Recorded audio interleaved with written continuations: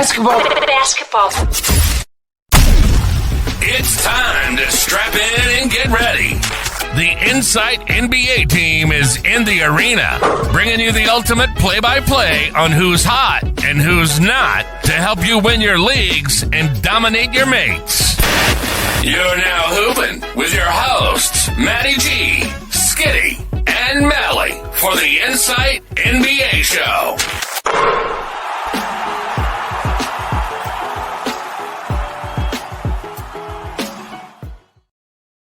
Everyone, and welcome to the Inside NBA Fantasy Show. It is the preview for 22. It is 22 for some, Showdown 21.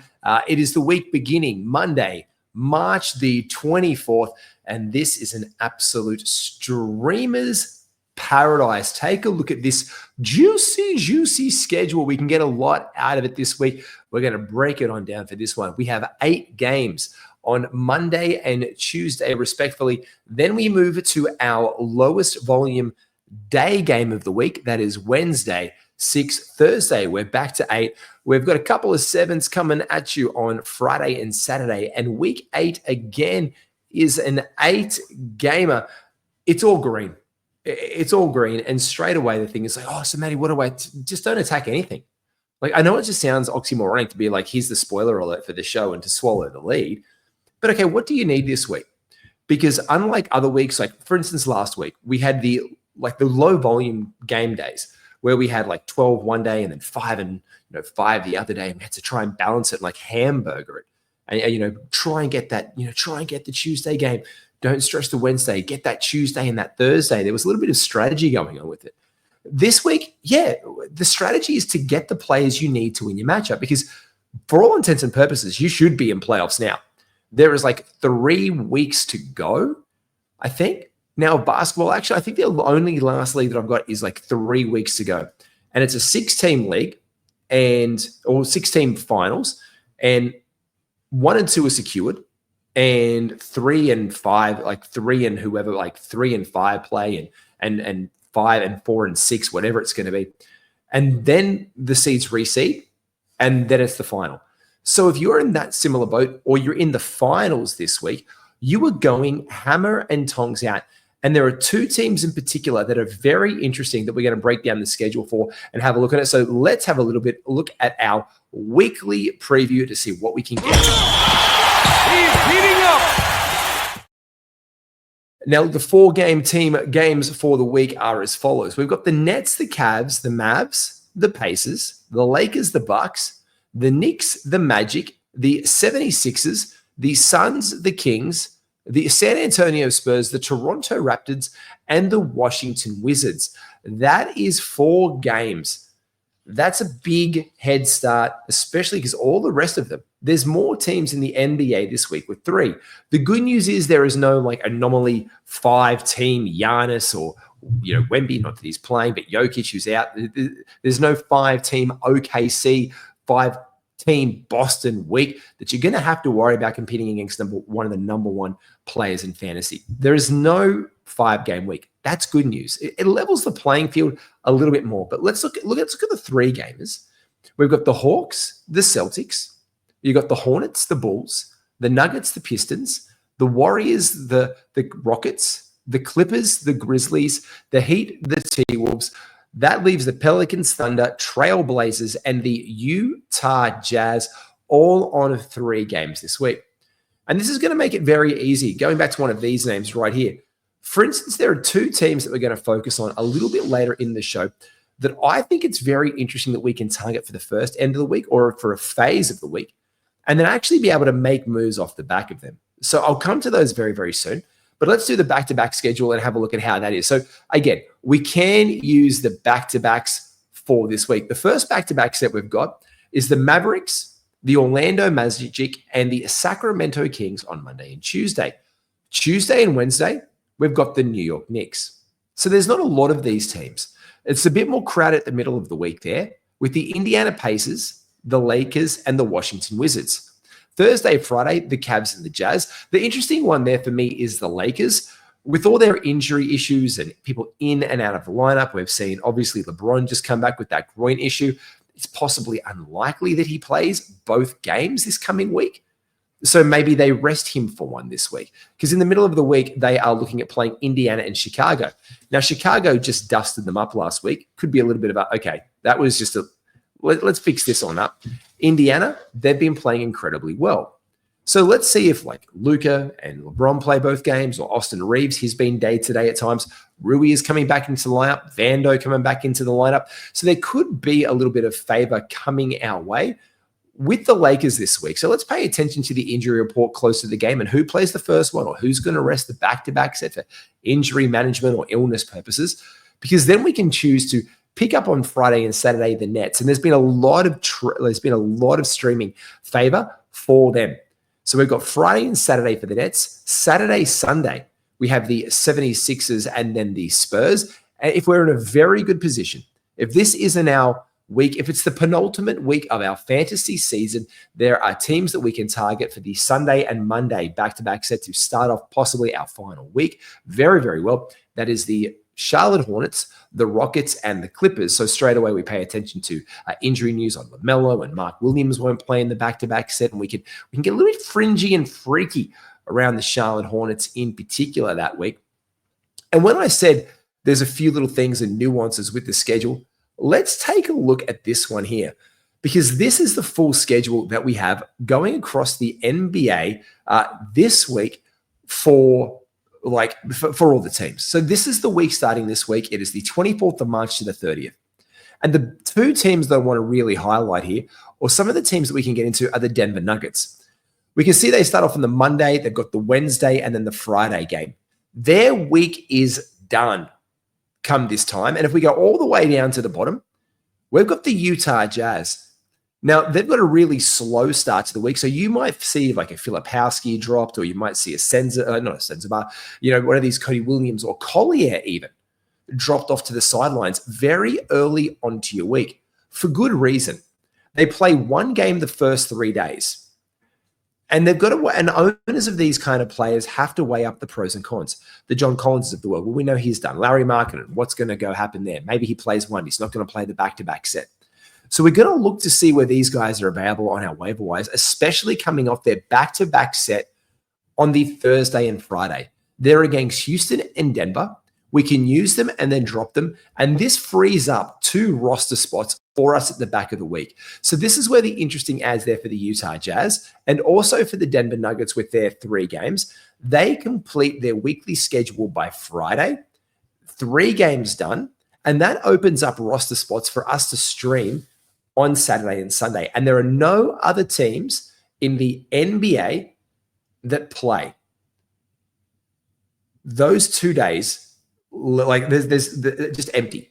It's only them. And if you have a look at the Saturday and Sunday again, we can swap by here. Our back-to-back schedule means we could channel those ads instantly into someone from the Philadelphia 76ers. Adam Boner could be returning to the lineup by then. Ricky Council, these fringe guys like Lonnie Walker, the San Antonio Spurs. We've got Champagne in and out of the lineup, the Harrison Barneses of the world. Like, what are we looking for here? We could just turn that one spot at the beginning of the week into 5 games for the course of the week off that, especially if we added them already or we own them on our roster. We don't even need to make an ad. We can just drop and save those spots for later in the week. So let's not be super aggressive early on when we have a look at this schedule, because what we're looking to do there is turn those ads into the most amount of games we can play this week, especially with no real big clear advantage, like 5 games for one. And then there's only a band of 4s and a lot of 3 gamers.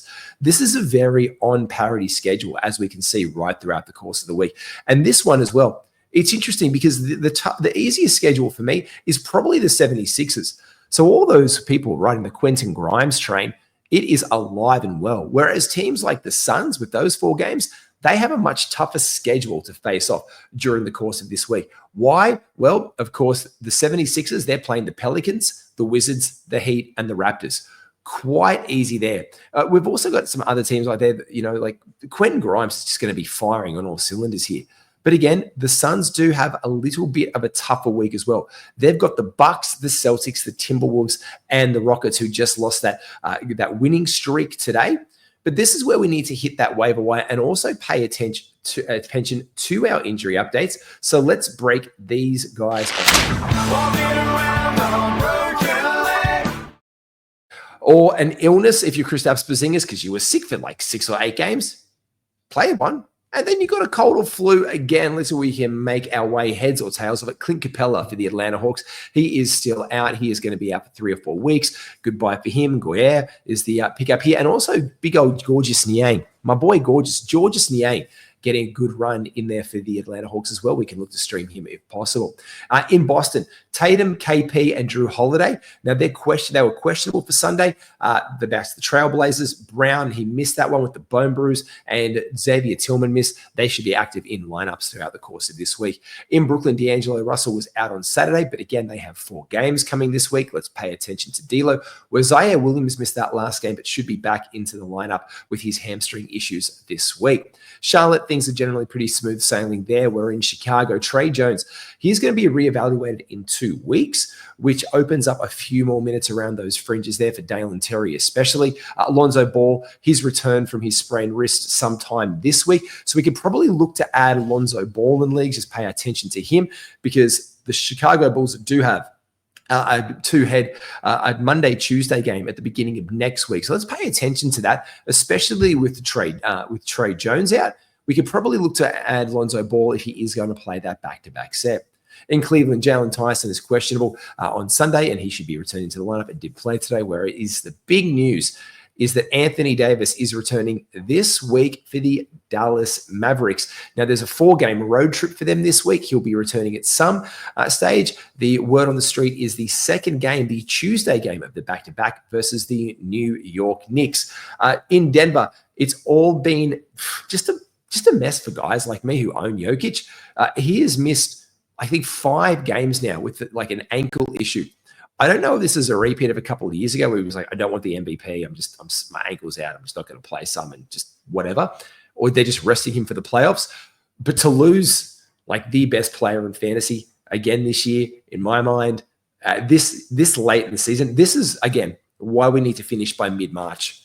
Our seasons of fantasy basketball, because this is the kind of chicanery that happens towards the end here. Now, Tim Hardaway Jr. in Detroit missed Sunday's game. Also out late scratching for that one was Cade Cunningham, a huge win for the Detroit Pistons on the back one of that day, with he had a sprained ankle, Tim Hardaway Jr. Golden State, the good news for Steph Curry owners, he could be back later in this week. He is going to travel with the team. He is going to meet up with them in Miami. He's going to be reevaluated ahead of that game and see if he can make a run, but probably look for him to play later in the week if he does miss that first. Houston and Indiana, pretty much all smooth sailing there, whereas we do have word for the Los Angeles Clippers that James Harden is now questionable for his appearance this week after an ankle issue late in their game against OKC today. That's a bummer for his owners. The Los Angeles Lakers, we've touched on them. Let's just pay attention to the back-to-back set come midweek. That's the big one we want to pay attention to, especially with the returning injuries and them looking to make a push into the playoffs.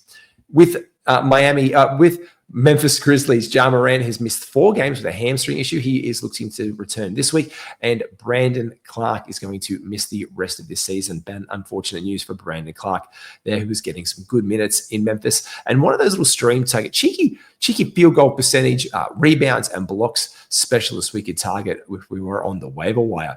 In Miami, Bam Adebayo was questionable on Sunday, but is returning for health, and there was hip contusion issues for Tyler Hero, which saw him get through the game. Milwaukee, Damian Lillard has missed 2 games with calf soreness. They have 4 games on the agenda this week with 4 games on the docket. Let's look for him to go there. Otherwise, it's going to be absolutely massive for Giannis Antetokounmpo. In New Orleans, Zion Williamson, Messi, and Alvarado were all questionable against the Pistons. But again, the big news there on Sunday, the big news was in this past week that Trey Murphy is done for the season. In New York, Miles McBride missed Saturday's game with a groin contusion. Looked to pick up fringe minutes around the edges there, as we've said earlier, where Jalen Brunson is going to be reevaluated in about 1 week. Now, he is doing some light court work. That is good news. We could see him return at the end of this week, fingers crossed, or at least in time for our next week, beginning the first week of April, which fits in with his initial timeline. In OKC, Jalen Williams was out again against the Clippers on Sunday. He does look to be making progress and returning this week. And the interesting one here was that late scratch was Chet Holmgren with a hip issue Also keeping Lou Dort out was a hip issue there as well, and a calf issue for Usman Jang. In Philadelphia, Tyrese Maxey, Kelly Oubre, Drummond, Boner, and Walker, they were all out on Sunday versus the Hawks, and Paul George has been shut down for the rest of the season. In Phoenix, Bradley Beal continues to have a negative attitude. Oh, and also a hamstring strain. He's going to be reevaluated with that one later on this week, as his accountant is going to reevaluate his financial position, which is strong. And there's tax benefits in Phoenix, I'm sure. Grayson Allen's is on the sidelines. He has a foot impingement currently, whereas Mason Plumlee has been out for the last couple of games with a quad issue, looking to return this week, especially with Nick Richards. The previous game he's missed on a calf injury. To get some big men minutes, let's look to target Nick Richards on his return if he is on the waiver wire, with Plumlee still out. In Portland, Anthony Simons, Donovan Clingan, and Ryan Rupert has been recalled in that one. They were questionable on Sunday. They played, whereas Jeremy Grant didn't. He was doubtful, didn't play, making a return hopefully this week. And Robert Williams, he is out for the rest of the season after only playing some cameo appearances during the course of the year for those blokes. In Sacramento, Malik Monk, he missed Saturday's game due to an illness. He'll be returning to our lineups this week, so let's make sure we move him from IR and IL back to our active lineups, whereas in San Antonio, it's all been pretty smooth sailing around those parts, apart from, obviously, we know De'Aaron Fox out for the rest of the season. In Toronto, Pirtle, Quickly, and Lawson, they all missed the Sunday game with the Spurs. They will be returning into our lineups this week, but don't expect them to hit those back-to-back sets. It was the first one of the back-to-back set. They will be active most likely for Monday's game. In Utah, again, Lauri Markkanen, he was out Sunday with the Cavaliers. He was sick.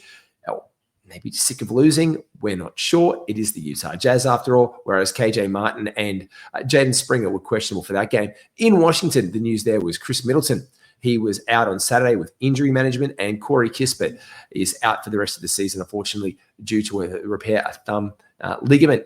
And he will be returning to our Wizards in 25-26 season. That pretty much caps a fork in it. We are done here, because I'm not going to give my must-add guys straight away, because for me, there's like a list of must-add guys this week that's based on our need.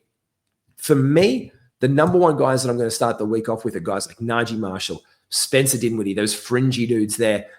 There's no chance Max Christie's possibly still around on your waiver wire. Kai Jones is a shout. You know, all of these guys, if we've got the Magic and Cole Anthony's around, if he does come back from his toe issue, yeah, 100%. Let me hit it. Let me hit the waiver wire thing. I'm doing it anyway. This is the target. Target acquired. These are the guys I want to start off because it gets me one ad, 2 games to start my week strong. Cole Anthony was playing well. He played 6 minutes after that toe issue. He couldn't get through it. If he is good to return, especially with what they need, I would expect him. Now, the only issue there with Cole Anthony is that he may not play the back-to-back set because of injury management. So let's pay attention to what they do there. I do like their Wendell Carter Jr., Badadze, any of those middle guys in there, Anthony Black around if we're in deeper leagues, just to get some fringe benefit there from our Orlando Magic guys to start the week off, like we said, on that back-to-back set. So this is where we're looking straight away. We are looking for the Mavs, the Magic, and the Sacramento Kings. Those are pretty much the only guys. Trey Lyles, you know, he's a benefit. He's sliding in and out of the lineups there with Sabonis being out. So we could probably look to get a little bit of juice out of the Sacramento Kings that are available across. Make sure you listen to the must-add show this week. Pick them up. Make sure we're paying attention to the midweek one for the Lakers as well. I'm keeping my eyes on guys around that midweek, like the Gabe Vincents and the Dalton Connects. I'm looking for Ruiz if he's been dropped off, Dorian Finney-Smiths of the world. Even Jordan Goodwin in deeper leagues can be a really nice addition for a few little cheeky rebounds here or there, decent percentages, some steals or some block shots, and get out there and give it a go, especially on those stats that I might be chasing in a really close competition. Blocks, steals, like just pick up 2 or 3 of those. You know, we've got a back-to-back set later in the week. Do we have guys like Matisse Thybulle on? No, we don't. Why? Because the Trailblazers don't have a back-to-back set. So we can't focus on one of these guys like Thybulle who might give us 6 steals in 2 days. We might have to go for 4 steals in the 2 days by a guy like Jordan Goodwin, because 4 steals could add up. We do him, we drop that off there on the Thursday, and we pick up a Friday, Saturday, maybe a Brooklyn Nets guy. We can pick up a Zaire Williams who can get us a couple of steals in one. So all of a sudden, off those 2 ads, we've shifted maybe 7 or 8 steals our way that we wouldn't previously have. And that's one of the categories I'm focusing on. So when I'm looking at the waiver wire ads this week, let's feed what we need. Feed what we need this week. That's the moral of the story. Make sure you get your ads. Make sure you like and subscribe to All Things. Big shout out to our sponsors. They are the Standard Squeeze. IFS 2025, 15% off all your order. And check out the web store, including the latest edition, limited fantasy hoops gear. I am Matty G. As I said, be well, take care, go get your W.